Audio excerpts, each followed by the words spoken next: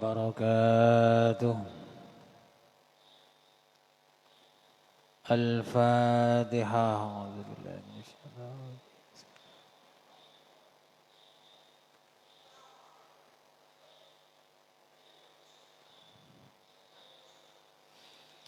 Bismillahirrahmanirrahim. Qala al-muallif rahimahullahu ta'ala wa nafa'ana bi'ulumihi fid dharaini amin. Kemarin sudah dijelaskan tentang wasiat bagi wanita.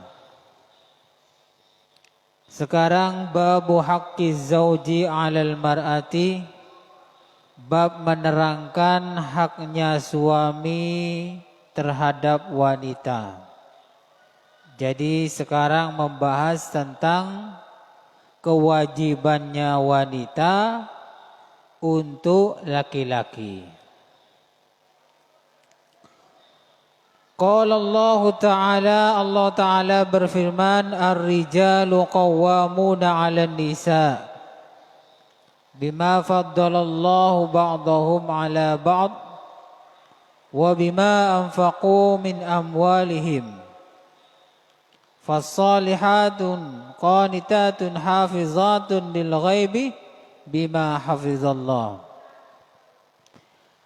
Firman-Nya Allah Ta'ala menjelaskan bahwa laki-laki itu pimpinannya para wanita.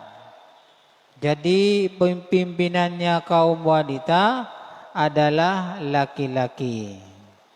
Tidak boleh dibalik.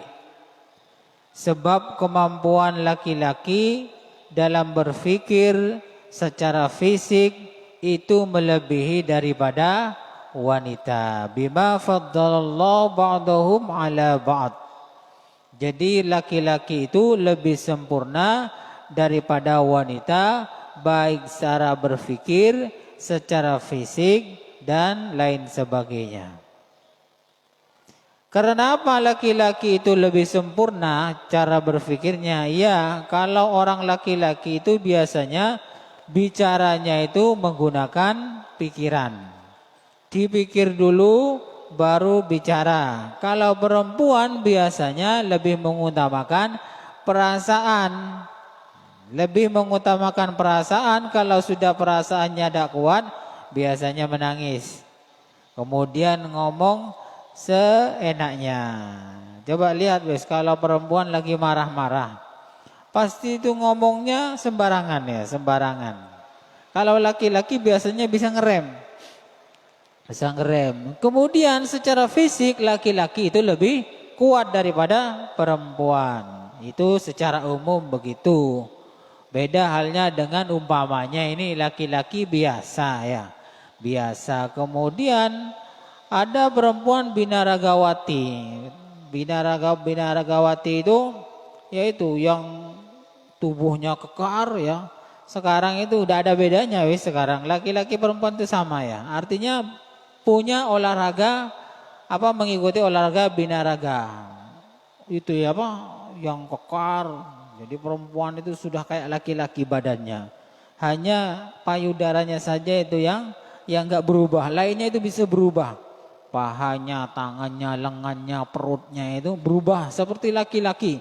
Kekar sekali kayak batu itu. Ada sudah banyak sekarang itu di video-video di media sosial itu beredar wanita sudah kekarnya seperti laki-laki. Persis tangannya, kakinya, dempalnya, kerasnya itu persis.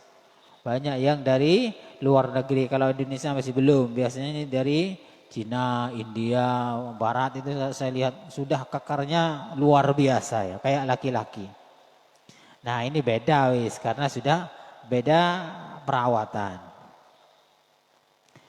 Fasolihatu qanitatun hafizatun lil ghaibi bima hafizallah. Wanita solihah itu adalah wanita yang patuh kepada Allah, takut kepada Allah, menjaga harta suaminya, menjaga dirinya ketika suaminya tidak ada. Ini perempuan yang solehah begitu. Tidak kemudian ketika suaminya pergi, istrinya membahayakan, umpamanya bisa mencuri harta suaminya atau menjual harta suaminya tanpa izin, atau memasukkan orang lain ke rumahnya tanpa izin suaminya. Kalau wanita yang solihah, semua itu terjaga dari hal-hal yang disebut tadi. Jadi menjaga harta suami, menjaga anak-anaknya, kemudian tidak mengizinkan orang lain masuk ke rumahnya kecuali izin suaminya. Apalagi orang laki-laki ya, itu tambah tidak boleh ya. Makanya kalau perempuan itu punya suami, ingin umpamanya mendatangkan tukang atau apa, izin dulu sama suaminya. Wa ammal ahadis faminha hadis Umar bin Ahwas as-sabiq fil bab qablah. Hadis-hadisnya sudah banyak, sudah disebutkan sebelumnya tentang masalah haknya suami, kewajiban bagi istri.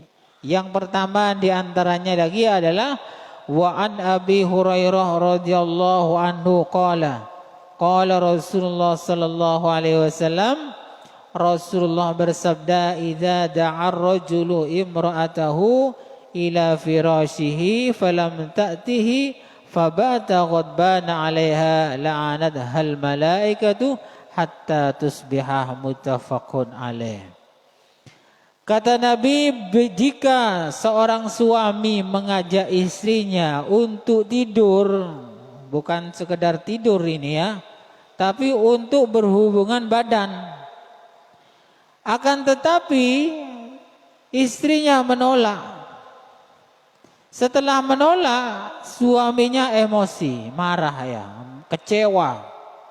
Maka dalam kondisi seperti ini, istrinya itu dilaknat oleh Allah Subhanahu wa taala hingga subuh. Ini kalau malam mintanya ya, kalau siang ya hingga maghrib. Umpamanya mintanya malam waktu jam 10, istrinya nolak. Nolak dalam kondisi normal, artinya tidak haid ya, tidak berhalangan. Nolak maka dilaknat oleh malaikat sampai subuh. Ini apa ya? Hal seperti ini kayaknya sering ya. Ya kalau dikatakan dosa ya dosa. Nah, makanya di sini kadang perempuan itu luntur pahalanya gara-gara dia menolak ajakan suaminya. Jadi saya jelaskan lagi, ibadah itu bukan sholat saja ya. Bukan wiridan saja, bukan baca Quran saja, bahkan lebih utama melayani suaminya karena itu wajib daripada wiridan. Kalau wiridan kan sunnah, baca Quran sunnah, sholat tahajud sunnah. Tapi kalau melayani suami itu hukumnya wajib. Kadang orang salah kaprah lebih mengutamakan wiridannya, sholat sunnahnya daripada melakukan kewajiban kepada suaminya. Makanya sekarang hati-hati yang punya suami. Jangan kemudian seenaknya melayani suami, moro-moro tidak mau, dikit-dikit tidak mau, dikit-dikit menolak. Kalau suaminya yang berani suka ditolak begitu ketika minta jatah ya, bisa jadi suaminya nikah lagi. Atau mungkin suaminya itu selingkuh, berzina dengan orang lain. Siapa yang dosa kalau sudah begini? Yang dosa yang menolak ajakan suaminya. Nah, makanya bahaya ya. Kalau suami sudah sampai berzina karena gara-gara kita menolak sebagai istri, diajak berhubungan badan menolak, maka istrinya juga kebagian dosa zinanya. Ya bahaya. Makanya kalau diajak ya mau sajalah. Kalau ini normal ya, tidak haid, tidak ada uzur, tidak sakit. Umpamanya kalau lagi sakit ya ada apa-apa. Wow, saya tidak mau karena apa? Jijik saya. Umpamanya. Kenapa kok jijik? Suami saya itu menikah lagi. Deng-padengan merenges umpama.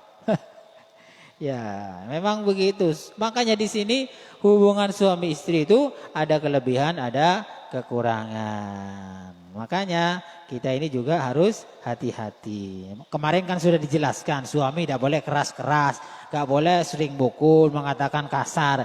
Ya sekarang ya istri, bagiannya istri untuk melakukan kebaikan demi melaksanakan kewajiban kepada suaminya.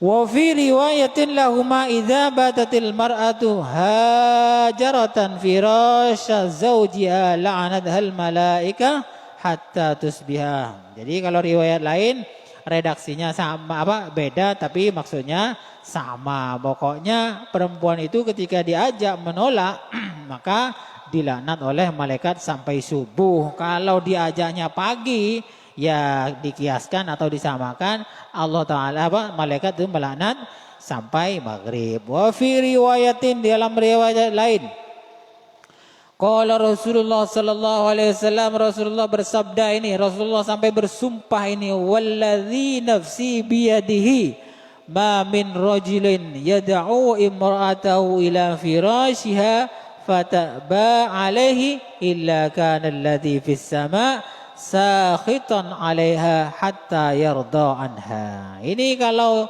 riwayat lain Rasulullah bahkan bersumpah demi Allah yang menguasai saya. Jika ada orang laki-laki mengajak istrinya untuk berhubungan badan kemudian menolak, maka semua penduduk yang ada di langit itu marah kepada perempuan yang menolak itu. Sehingga suaminya hatta yardo anha, sehingga suaminya itu sabar atau ridho. Kalau sudah ridho ya tidak apa-apa. Umpamanya ngajak, suaminya ngajak, ditolak sama istrinya, mas maaf mas saya lagi capek. Marah pertamanya, capek umpamanya sampai marah. Gini mas ya, kalau saya capek mas melayani mas ini kurang seru. Jadi yang aktif cuman emas, saya nanti cuman diam saja, pasrah, tidak ada reaksi. Jadi gak ada semangat bersama. Jadi semangatnya cuman emas. Oh gitu ya, bapaknya suaminya maklumi. Iya mas, yang enak kan kalau berhubungan badan kan sama-sama semangat ya, sama-sama ngaret ya. Sama-sama ngaret. Apa ngaret itu? Yang laki apa ger, sebene siapa, itu bagus. Umpama kemudian suaminya ridho, ya tidak apa-apa wis Dik, tidak apa-apa. Besok aja kalau sudah tidak capek. Ini namanya koordinasi dengan baik, musyawarah ya musyawarah. Dan banyak ya, kadang ketika diajak istrinya tidak mau, suaminya marah, jadi masalah ada yang begitu. Jadi yang enak itu bagaimana ya? Biar sama-sama selamat dari ancaman-ancaman seperti ini. Ya kalau suami ngajak, ya ngajak. Istrinya lagi tidak enak badan atau lagi damut, ya berusaha untuk sabar. Tapi kalau menolak berkali-kali bahaya. Sebab kalau laki-laki sudah apa ger ya, can maturan apa ger, ditolak berkali-kali itu bisa memuncak emosinya ya, bisa dia bertengkar, bisa piring terbang lah, macam-macam, talam piring atau cobik, bisa carkacer itu. Kalau sudah agak kuat nahan. Sebab laki-laki itu kelemahannya ya di situ, di hubungan badan. Jadi kalau dalam rumah tangga itu tidak selesai dengan duduk bersama bertengkar, duduk bersama tidak selesai, maka usahakan tidur bersama. Insya Allah selesai itu. Kalau masih tidak selesai, ajak lagi untuk tidur bersama lagi. Kalau masih tidak selesai, ya pancen tak kalau selesai. Nah, begitu. Jadi hubungan suami istri ini sama-sama punya kewajiban dan hak, dan mempunyai hak dan kewajiban, harus kita ini saling melayani. Intinya itu ya saling sabar lah ya, saling sabar. Kadang istri itu memang tidak mood ya, tidak mood. Dia kan tepat tak kencang. Jadi umpamanya lagi menolak, ya mungkin suaminya sabar dulu, tapi jangan nolak terus ya yang istri ini. Sebab ini kewajiban. Jangan kemudian kita ini wiritan banyak, sholat sunat banyak, tapi gak melayani suami, dosa. Lebih baik melayani suami, pahalanya lebih besar dan insya Allah enak daripada ibadah-ibadah sunnah. Cukup sekian dulu, kurang lebihnya saya mohon maaf. Mudah-mudahan bermanfaat. Wallahu a'lam bishawab. Al-Fatihah.